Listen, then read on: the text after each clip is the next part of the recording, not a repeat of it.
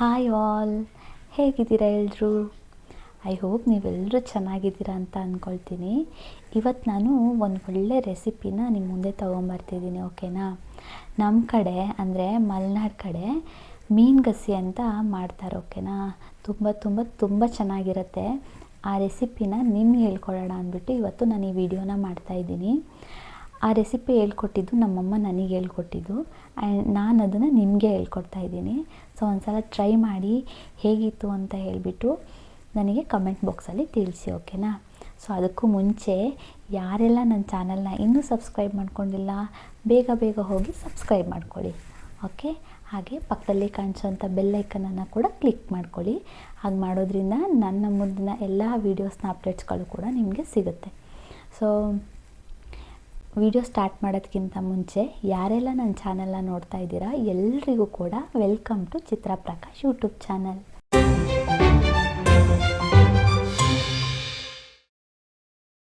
So ನಾನಿಲ್ಲಿ 1 kg pamphlet ಮೀನು ತೊಗೊಂಡು ಮಾಡಿ ತೋರಿಸ್ತಾ ಇದ್ದೀನಿ ಹೇಗೆ ಮೀನು ಗಸಿ ಮಾಡೋದು ಅಂತ. ಸೊ ನಿಮಗೆ ಯಾವ ಮೀನು ಇಷ್ಟ ಆಗುತ್ತೋ ಆ ಮೀನನ್ನ ತೊಗೊಂಡ್ಬಿಟ್ಟು ನೀವು ಈ ರೆಸಿಪಿನ ಆರಾಮಾಗಿ ಈಸಿಯಾಗಿ ಟೇಸ್ಟಿಯಾಗಿ ಮಾಡ್ಕೊಂಡು ತಿನ್ಬೋದು.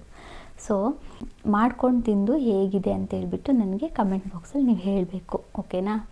ಸೊ ತಡ ಮಾಡೋದು ಬೇಡ, ಈ ವಿಡಿಯೋನ ಸ್ಟಾರ್ಟ್ ಮಾಡೋಣ ಬನ್ನಿ. ನಿಮ್ಗೆ ಇಷ್ಟ ಆಗಿರುವಂತಹ ಮೀನಿಗೆ ಅರಿಶಿನ ಮತ್ತು ಉಪ್ಪು ಹಾಕ್ಕೊಂಡು ಚೆನ್ನಾಗಿ ವಾಶ್ ಮಾಡಿ ಇಟ್ಕೊಳ್ಳಿ. ಇಲ್ಲಿ ಸ್ಪೈಸಸ್ ಏನು ಬೇಕು ಖಾರಕ್ಕೆ ಅದು ಇಟ್ಕೊಂಡಿದ್ದೀನಿ. ಸೊ ಒಂದು ಮಿಕ್ಸಿ ಜಾರ್ ತೊಗೊಳ್ಳಿ, ಅದಕ್ಕೆ 1 ಬೌಲಷ್ಟು ಕಾಯಿ ತುರಿನ ಆ್ಯಡ್ ಮಾಡ್ಕೊಳ್ಳಿ. ಸೊ ಆ್ಯಡ್ ಮಾಡಿಕೊಂಡು ಇಲ್ಲಿ ನಾನು 2 ಇಂಚಷ್ಟು ಶುಂಠಿನ ಆ್ಯಡ್ ಮಾಡ್ಕೊತಾ ಇದ್ದೀನಿ. ಹಾಗೆಯೇ ಇದ್ರ ಜೊತೆಗೆ 2 ಮೀಡಿಯಮ್ ಸೈಜ್ನಷ್ಟು ಬೆಳ್ಳುಳ್ಳಿನ ತೊಗೊಂಡು ಬಿಡಿಸ್ಕೊಂಡ್ಬಿಟ್ಟು ಅದನ್ನು ಕೂಡ ಇಲ್ಲಿ ಆ್ಯಡ್ ಮಾಡ್ಕೊತಾ ಇದ್ದೀನಿ. ಇದ್ರ ಜೊತೆಗೇ 1 ಮೀಡಿಯಮ್ ಸೈಜ್ನಷ್ಟು ಈರುಳ್ಳಿನ ಕಟ್ ಮಾಡಿಕೊಂಡು ನಾನಿಲ್ಲಿ ಖಾರಕ್ಕೆ ಆ್ಯಡ್ ಮಾಡ್ಕೊತಾ ಇದ್ದೀನಿ. ಸೊ ಇದಾದಮೇಲೆ ನಿಮಗೆ ಖಾರಕ್ಕೆ ಎಷ್ಟು ಒಣಮೆಣಸು ಬೇಕೋ ಅದನ್ನು ನೀವು ನೋಡ್ಕೊಂಡು ಆ್ಯಡ್ ಮಾಡ್ಕೊಳ್ಳಿ. ನಾನು ಇಲ್ಲಿ ಮೀಡಿಯಮ್ ಖಾರ ಮಾಡ್ತಾ ಇರೋದ್ರಿಂದ ಒಂದು 10 ರಿಂದ 12 ಒಣಮೆಣಸನ್ನು ಇಲ್ಲಿ ನಾನು ಖಾರಕ್ಕೆ ಸೇರಿಸ್ಕೊತಾ ಇದ್ದೀನಿ.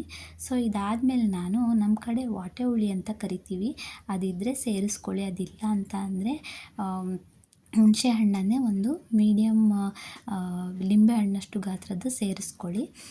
ಸೊ ಇದಾದಮೇಲೆ 2 ಸ್ಪೂನಷ್ಟು ಮೆಣಸಿನ ಕಾಳನ್ನು ಸೇರಿಸ್ಕೊಳ್ಳಿ. ಮೆಣಸಿನಕಾಳು ಸೇರಿಸ್ಕೊಂಡು ಒಂದು ಚಿಟಿಕೆಯಷ್ಟು ಅರಿಶಿನ ಸೇರಿಸ್ಕೊಂಡು ಅದಕ್ಕೆ 1/4 ಸ್ಪೂನಷ್ಟು ಧನಿಯಾ ಪುಡಿನ ಸೇರಿಸ್ಕೊಳ್ಳಿ. ಇದಾದಮೇಲೆ 1 ಟೇಬಲ್ ಸ್ಪೂನಷ್ಟು ನಾನಿಲ್ಲಿ ಜೀರಿಗೆನ ಸೇರಿಸ್ಕೊತಾ ಇದ್ದೀನಿ. ಸೊ ಜೀರಿಗೆ ಸೇರಿಸ್ಕೊಂಡು ಇಲ್ಲಿ ನಾನು ನೀಟಾಗಿ ವಾಶ್ ಮಾಡಿಬಿಟ್ಟು ಕಟ್ ಮಾಡಿ ಇಟ್ಕೊಂಡಿರುವಂತಹ ಕೊತ್ತಂಬರಿ ಸೊಪ್ಪನ್ನು ಕೂಡ ನಾನಿಲ್ಲಿ ಸೇರಿಸ್ಕೊತಾ ಇದ್ದೀನಿ. ಇದಕ್ಕೆ ನಮಗೆ ಎಷ್ಟು ನೀರು ಬೇಕು ನೋಡಿಕೊಂಡು ಹಾಕ್ಕೊಳ್ಳಿ. ಸ್ವಲ್ಪ ತಿಕ್ಕಾಗಿಯೇ ಗ್ರೈಂಡ್ ಮಾಡ್ಕೊಳ್ಳಿ, ತುಂಬ ಚೆನ್ನಾಗಿ ಬರುತ್ತೆ. ಸೊ ನೋಡಿಕೊಂಡು ನೀವು ಗ್ರೈಂಡ್ ಮಾಡ್ಕೊಳ್ಳಿ. ಇದಾದಮೇಲೆ ನೀವು ಯಾವ ಪಾತ್ರೆಯಲ್ಲಿ ಮಾಡಬೇಕಂತ ಇದ್ದೀರೋ ಅದಕ್ಕೆ ಫಿಶ್ ಆ್ಯಡ್ ಮಾಡಿಕೊಂಡು ಖಾರನ ಟ್ರಾನ್ಸ್ಫರ್ ಮಾಡ್ಕೊಳ್ಳಿ. ನೀರನ್ನು ನೋಡಿ ಹಾಕ್ಕೊಳ್ಳಿ ಗೈಸ್, ನೀರು ನಿಮಗೆ ಎಷ್ಟು ಬೇಕೋ ಅಷ್ಟು ನೋಡಿ ಹಾಕ್ಕೊಳ್ಳಿ. ನನಗೆ ಇಲ್ಲಿ ಸ್ವಲ್ಪ ತಿಕ್ಕಾಗಿ ಬೇಕು ಗಸಿ ಮಾಡ್ತಾ ಇರೋದ್ರಿಂದ, ಸೊ ಹಂಗಾಗಿ ನೀರನ್ನ ನಾನು ಸ್ವಲ್ಪ ಕಡಿಮೆ ಹಾಕ್ಕೊತಾ ಇದ್ದೀನಿ. ನಿಮಗೆ ಸಾಂಬಾರು ಥರ ಬೇಕು ಅಂತ ಅಂದರೆ ನೀವು ಸ್ವಲ್ಪ ನೀರನ್ನು ಜಾಸ್ತಿ ಆ್ಯಡ್ ಮಾಡ್ಕೊಬೋದು. ನನ್ನ ಹಸ್ಬೆಂಡ್ಗೆ ಗಸಿ ಮಾಡಿದ್ರೇ ಇಷ್ಟ, ಸೊ ನಾನು ಅದಕ್ಕೆ ನೀರನ್ನು ಸ್ವಲ್ಪ ಕಡಿಮೆ ಆ್ಯಡ್ ಮಾಡ್ಕೊತಾ ಇದ್ದೀನಿ. ಇದಾದಮೇಲೆ ನಾನಿಲ್ಲಿ 1.5 ಸ್ಪೂನಷ್ಟು ನಾನಿಲ್ಲಿ ಉಪ್ಪನ್ನ ಸೇರಿಸ್ಕೊತಾ ಇದ್ದೀನಿ, ಕಲ್ಲುಪ್ಪನ್ನ ಸೇರಿಸ್ಕೊತಾ ಇದ್ದೀನಿ. ನೀವು ಎಷ್ಟು ಉಪ್ಪು ನೋಡಿ ಸೇರಿಸ್ಕೊಬೇಕಾಗತ್ತೆ, ಜಾಸ್ತಿ ಹಾಕ್ಕೊಬೇಡಿ. ಸೊ ಇದಾದಮೇಲೆ ನಾನಿಲ್ಲಿ ಚಿಕ್ಕದಾಗಿ ಕಟ್ ಮಾಡಿಟ್ಕೊಂಡಿರುವಂತಹ ಈರುಳ್ಳಿನ ಸೇರಿಸ್ಕೊತಾ ಇದ್ದೀನಿ. ಸೊ ಈ ಥರ ಈರುಳ್ಳಿನ ಸೇರಿಸ್ಕೊಳ್ಳಿ. ಇದ್ರ ಜೊತೆಗೇ ಕೊತ್ತಂಬರಿ ಸೊಪ್ಪನ್ನು ಕೂಡ ಹೀಗೆ ಸೇರಿಸ್ಕೊಳ್ಳಿ. ಸೊ ಇದು ತುಂಬಾ ಚೆನ್ನಾಗಿರುತ್ತೆ ಗೈಸ್, ನೀವು ಒಂದ್ಸಲ ಟ್ರೈ ಮಾಡಿ ಹೇಗಿತ್ತು ಅಂತೇಳ್ಬಿಟ್ಟು ಕಮೆಂಟ್ ಬಾಕ್ಸಲ್ಲಿ ತಿಳಿಸಿ.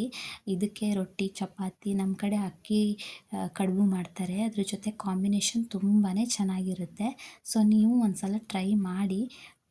ಇದಾದಮೇಲೆ ಕೈಯಲ್ಲಿನೇ ನೀಟಾಗಿ ಮಿಕ್ಸ್ ಮಾಡ್ಕೊಬೇಕು, ಮುಳ್ಳಿರುತ್ತೆ, ಸ್ವಲ್ಪ ನೋಡಿಕೊಂಡು ಮಿಕ್ಸ್ ಮಾಡ್ಕೊಳ್ಳಿ. ನೀರು ಬೇಕು ಅಂತಂದರೆ ನೀರು ಸೇರಿಸ್ಕೊಳ್ಳಿ. ಇದಾದಮೇಲೆ ಸ್ಟವ್ ಮೇಲೆ ಇಟ್ಕೊಂಡು ನಾನಿಲ್ಲಿ 2 ಸ್ಪೂನಷ್ಟು ಕೊಬ್ಬರಿ ಎಣ್ಣೆನ ಸೇರಿಸ್ಕೊತಾ ಇದ್ದೀನಿ. ಕೊಬ್ಬರಿ ಎಣ್ಣೆ ಹಾಕ್ಕೊಳ್ಳಿ, ತುಂಬಾ ಚೆನ್ನಾಗಿರುತ್ತೆ ಟೇಸ್ಟು. ಸೊ ಇದು ಮನೇಲೇ ಮಾಡಿರೋ ಕೊಬ್ಬರಿ ಎಣ್ಣೆ. ನಿಮಗೆ ಇದು ಸಿಕ್ಕಿಲ್ಲ ಅಂತಂದರೆ ಅಂಗಡೀಲಿ ಸಿಗುತ್ತಲ್ವಾ, ಸೊ ಅದನ್ನೇ ಆ್ಯಡ್ ಮಾಡ್ಕೊಳ್ಳಿ, ತುಂಬ ಚೆನ್ನಾಗಿ ಬರುತ್ತೆ. ಇದಾದಮೇಲೆ ಒಂದು 10 ನಿಮಿಷ ನಾನಿಲ್ಲಿ ಒಂದು ಮೀಡಿಯಮ್ ಫ್ಲೇಮಲ್ಲಿ ಇಟ್ಕೊಂಡು ಚೆನ್ನಾಗಿ ಕುದಿಸ್ಕೊತೀನಿ. ನೀವಿಲ್ಲಿ ನೋಡ್ತಿರ್ಬೋದು, ಈ ಥರ ಕುದಿ ಬರಬೇಕು. ಸೊ ಈ ಥರ ಕುದೀತಾ ಇದೆ ಅಂತ ಅಂದಾಗ ನೀವು ಕೈಯಲ್ಲಿ ಪಾತ್ರೆನ ಇಟ್ಕೊಂಡು ನೀಟಾಗಿ ಮಿಕ್ಸ್ ಮಾಡ್ಕೊಬೇಕು.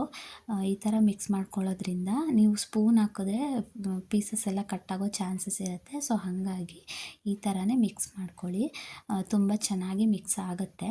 ಸೊ ಇದಾದಮೇಲೆ ಇನ್ನೂ ಒಂದು 15 ನಿಮಿಷ ಸ್ಟವ್ ಮೇಲೆ ಇಟ್ಬಿಟ್ಟು ನೀಟಾಗಿ ಕುದಿಸ್ಕೊತೀನಿ. ಸೊ ಒಂದು 15 ಮಿನಿಟ್ಸ್ ಬಿಟ್ಟು ನೋಡ್ತಾ ಇರ್ಬೋದು ನೀವು, ಈ ಥರ ಸ್ವಲ್ಪ ಎಣ್ಣೆ ಎಲ್ಲ ಬಿಟ್ಕೊಂಡಂಗೆ ಆಗಿರುತ್ತೆ, ತುಂಬ ಚೆನ್ನಾಗಿ ಬರುತ್ತೆ. ಸೊ ಈ ಥರ ನೋಡ್ತಾ ಇದ್ದೀರಲ್ಲ, ಸೊ ಹೀಗೆ ಇರುತ್ತೆ, ತುಂಬ ಚೆನ್ನಾಗಿರುತ್ತೆ. ಈ ಥರ ಮಾಡ್ಕೊಂಡು ತಿನ್ನಿ ಗೈಸ್, ತುಂಬ ಚೆನ್ನಾಗಿರುತ್ತೆ. ನಾನಿಲ್ಲಿ ಅಕ್ಕಿ ಕಡುಬಿನ ಜೊತೆಗೆ ಫಿಶ್ ಹಾಕ್ಕೊಂಡಿದ್ದೀನಿ. ನೋಡ್ತಾ ಇದ್ರೇ ಬಾಯಲ್ಲಿ ನೀರು ಬರ್ತಿದೆ. ನೀವು ಟ್ರೈ ಮಾಡಿ ಕಮೆಂಟ್ ಬಾಕ್ಸಲ್ಲಿ ತಿಳಿಸಿ.